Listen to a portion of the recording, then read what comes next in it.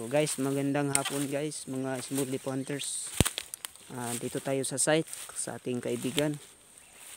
Nagpatulong sa atin para i-locate ang area. So largo tayo guys sa ating topic. So dito raw yung old nya bauno. So hinukay nila dito. Ito yung hukay nila. Mababaw. Mga 3 feet yata yan, no? 3 feet. Ha? 14. Ay, 14 feet ni? Di gini basta-basta yung kabot eh. Nakadi pong isa pod. So, gamit tayo ng systematic mga guys sa ating kumpas. Kumpas tayo ng yan, kung saan ang east. Ang east, saan nga ba ang east? Sana yun ang east.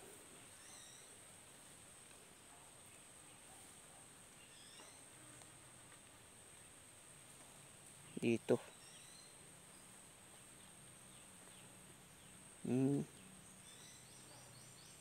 Naka 145. 1/3. Kaura nun ya. So, diyan.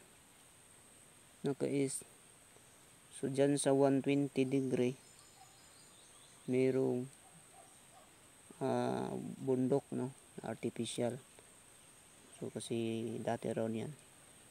Meron tayong nalokit sa banda sa 135. So, puntahan natin. Puntahan natin yung ito.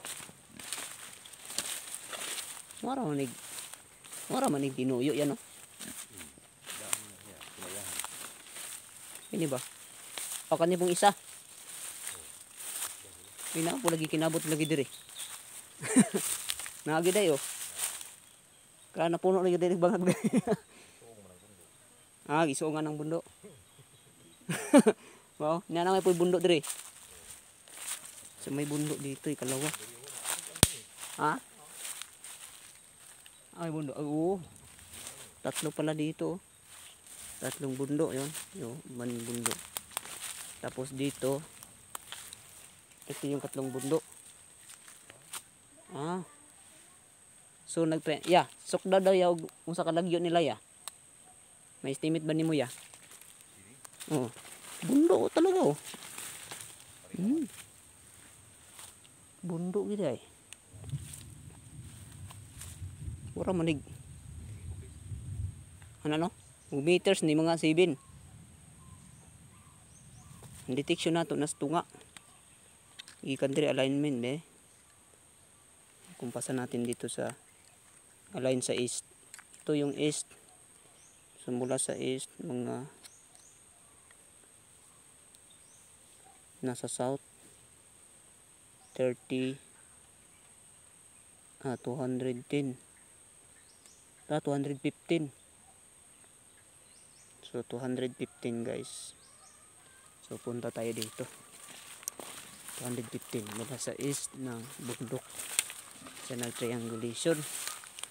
So may bambo pero di ba ni old nga bambo, no?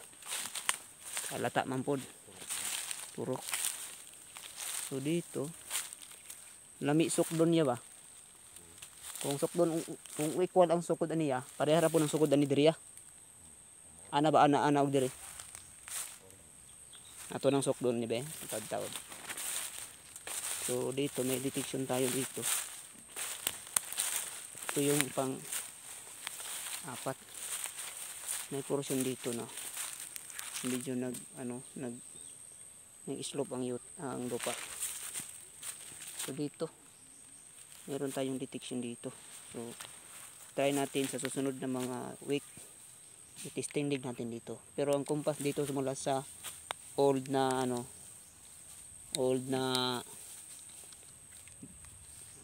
ba yun? Balono is naka northeast siya 315. So 315. So yan guys.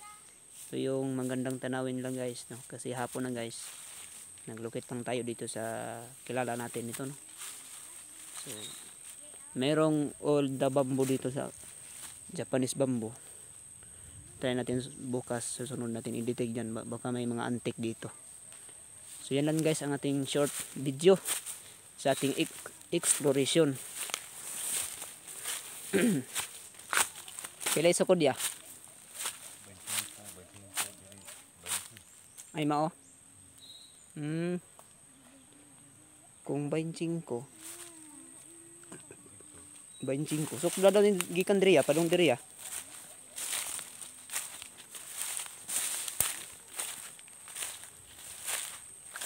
Kimurang triangulation na siya. 25.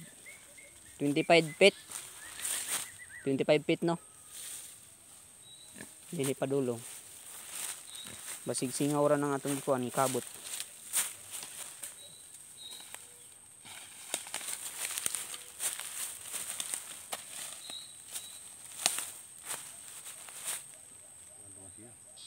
Pila naman? Sige pa, sobre pa. Kana. Kung diri apa na dito ah. Parera na no. Dito. Isan sa gama. Posible. Na 25 feet. Gikan diri ano? Si mga ikuanan. Layo na sagdir lagi.